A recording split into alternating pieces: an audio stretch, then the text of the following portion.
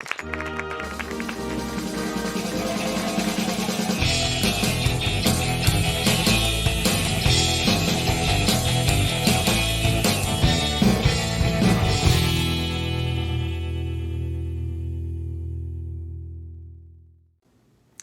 to MMT Mondays. So tonight we're going to debunk the hype regarding hyperinflation. When you hear the term hyperinflation, what image comes to mind to you? You most likely think back to your high school history class with a picture of German citizens pushing some wheelbarrow full of a bunch of marks down the sidewalk to buy a loaf of bread because, their Deutsche mark was so worthless. You most likely were given the spiel about the Weimar Republic being so overwhelmed by the sanctions of the Treaty of Versailles that they started printing money to try and pay off those debts. Well, just like the majority of history textbooks, this image gives you a completely skewed view of what the true causes of hyperinflation actually are. So tonight, we will dispel many myths regarding hyperinflation that are used in an attempt to discredit modern monetary theory. We'll see that applying a little critical thinking to those examples of hyperinflation in the Weimar Republic, Venezuela, and Zimbabwe will dispel many of the misunderstandings and help illuminate their actual causes. So instead of out-of-control government spending, hyperinflation actually was a result of both political and economic breakdowns, and that is what caused the subsequent collapse of the currency.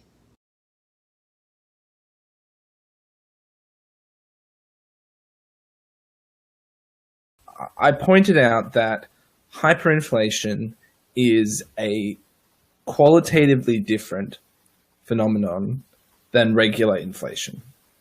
And I pointed out that the difference between going from $5 to $6 to $7 to $8 every year, or on whatever fixed period that they change prices, is different from a spiraling price level where the value of the currency collapses. I also mentioned that there hasn't been a hyperinflation with a floating non-convertible currency in a democracy. And I said that was relevant and I didn't get back to it. So I wanted to just clarify that the reason it's relevant is because hyperinflations are historically the result of political or economic breakdowns.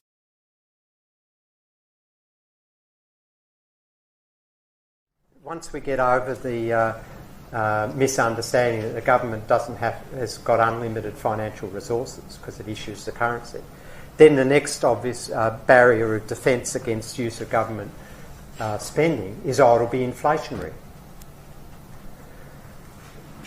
And they talk about the printing money option, and they always, within the same sentence, then either use Weimar Republic or Zimbabwe. And then I immediately do a historical lesson and say, well, what do you know about Zimbabwe? Oh, they had a hyperinflation. I say, what else do you know? Not much.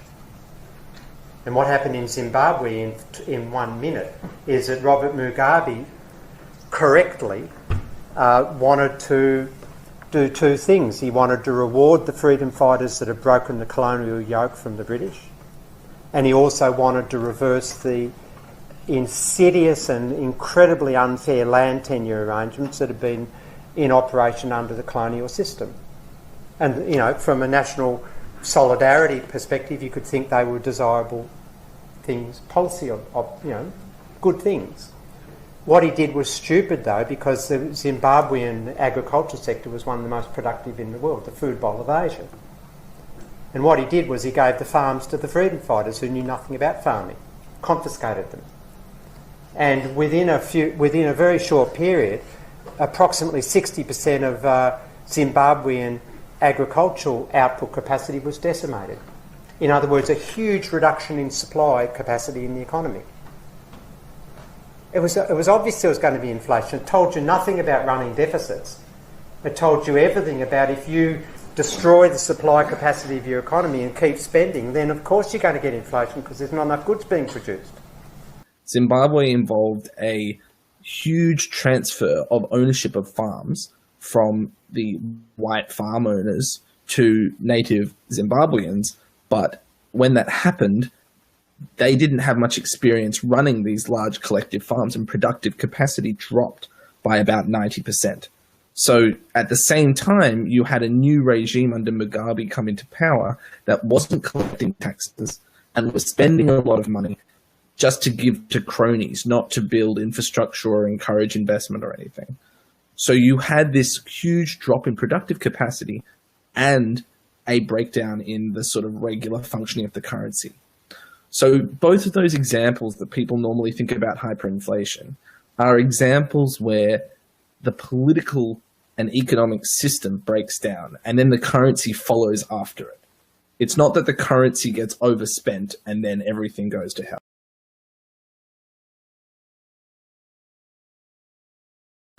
And a similar story could be told about the Weimar Republic and the destruction of the, after the Treaty of Versailles, the destruction of the capacity in the Dusseldorf, the Ruhr region, which was the steelmaking region. Weimar Germany had a massive loss of productive capacity when they gave up their industrial land in the Ruhr region to France after losing the war. They also had massive debts denominated in French francs that they had to get those francs on the currency exchange markets. At the same time, there were large labor strikes in other parts of Germany.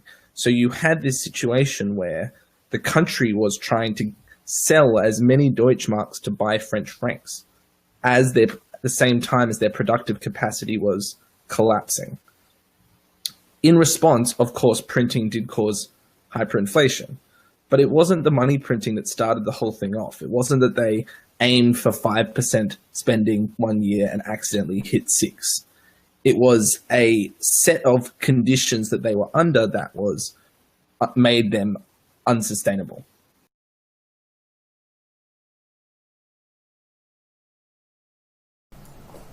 And the point being made is that all spending, whether it's government or non-government, carries an inflation risk. All spending. And the general idea is that if the growth in spending outstrips the capacity of the economy to respond to that growth by producing real goods and services, things, cars and computers and stuff, then you'll get inflation. But if the growth in spending remains proportional and with the capacity of the economy to respond by producing real goods and services, you won't get inflation. And so therefore you know what the limits of government spending are. It's to bring all idle resources into productive use, and no more and no less. And a continuous deficit will not be inflationary if it maintains that proportional relationship between spending and productive capacity.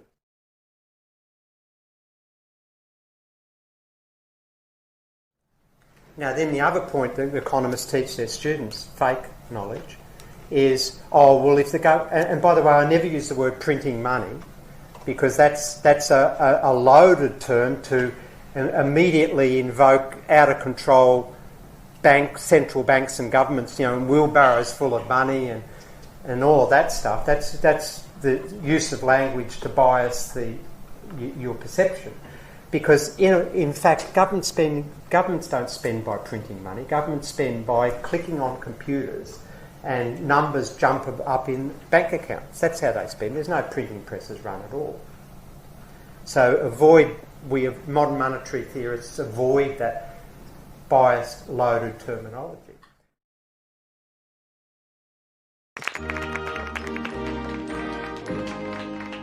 As you know, we've inherited quite a budget crunch from President Trump. How bad is it, Secretary Van Houten?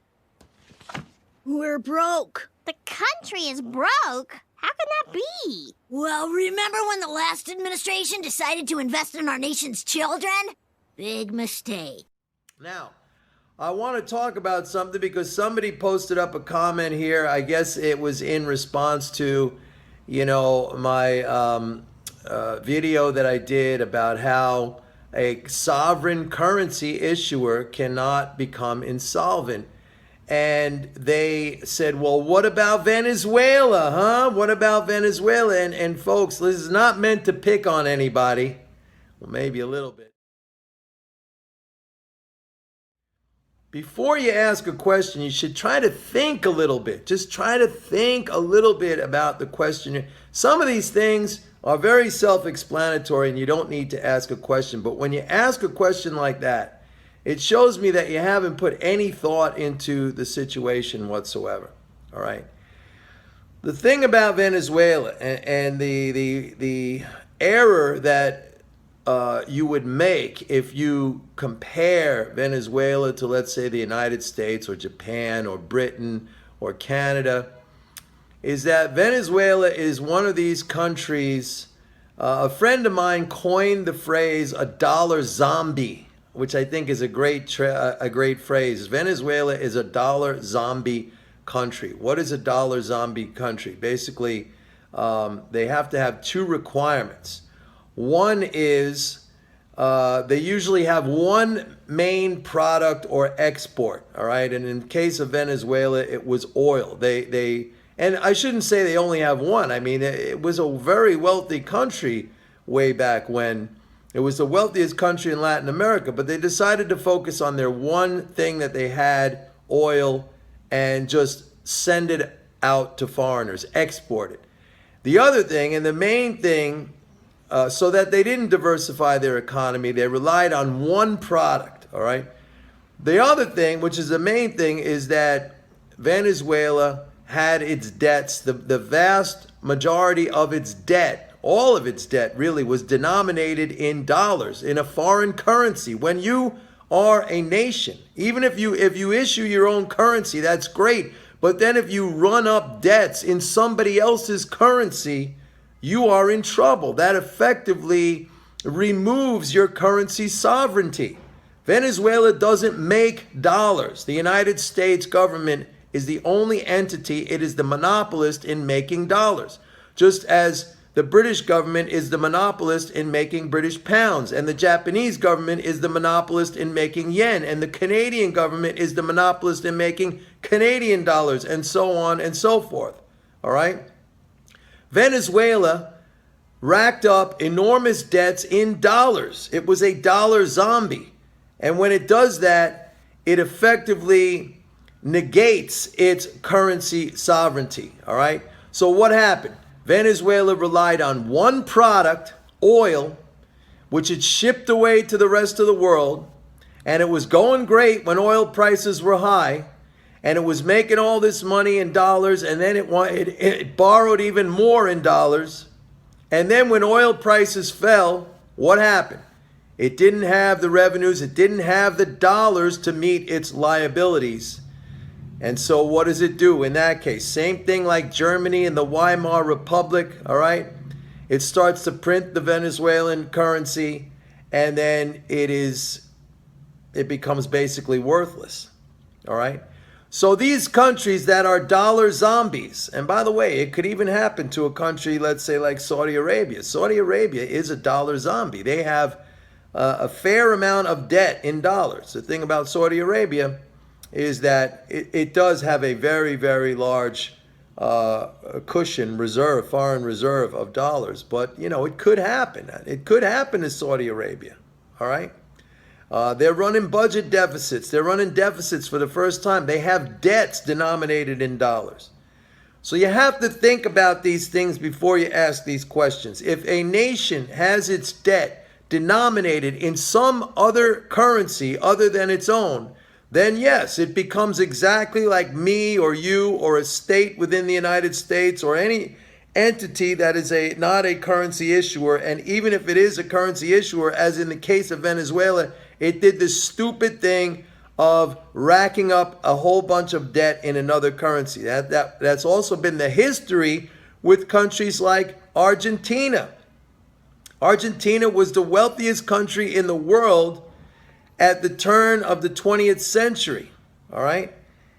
What did it do? It racked up all these debts in dollars. It couldn't pay, and therefore it basically, you know, impoverished itself. It's not impoverished, but I mean, it went through bouts of severe inflation. Stupid policy. All right, so that's what you have to pay attention to. And that is the difference right there. If you are a currency issuing nation and you start to borrow in somebody else's currency, that is sheer stupidity. That is mismanagement. You deserve to go down the drain. If you become a dollar zombie, if you have one product and that's all you rely on and you don't try to diversify your economy. Look, that was an educated citizenry over there in Venezuela. You know, they blew it, man. They blew it. All right, everybody. See you later. Bye-bye. So if you've followed Real Progressives for any length of time, you'll see that the arguments laid out in the previous videos, they followed the basic premise of MMT. All government spending, both government and private, carry a basic inherent risk of inflation. If growth outstrips the ability of the economy to respond to growth by producing goods like cars, then we'll get inflation. That helps calculate what the limits of government spending are. But as we saw in the examples of the Weimar Republic and Zimbabwe, there was a political and economic breakdown that led to the collapse of the currency. In both instances, they lost their capacity to produce and maintain the supply of each nation's main source of revenue. So they were forced to rely heavily on foreign currency. This ultimately led to the collapse of their own currency. And the same can be said for the dollar zombie in Venezuela. Due to a reliance on exporting oil and overall lack of diversity in their own economy, when oil prices plummeted, the Venezuelans lacked the revenue to pay off their foreign debts. They started having to rely on paying off debts with their own currency, which caused it to be worthless. In each case, when the currency issuing nation starts to borrow or rely heavily on foreign nations, it ultimately ended up leading to their downfall. So if you like this video or want to learn more about Real Progressives, make sure to hit that like and subscribe button below. You can also check out our website in the description as well. Y'all have a great night.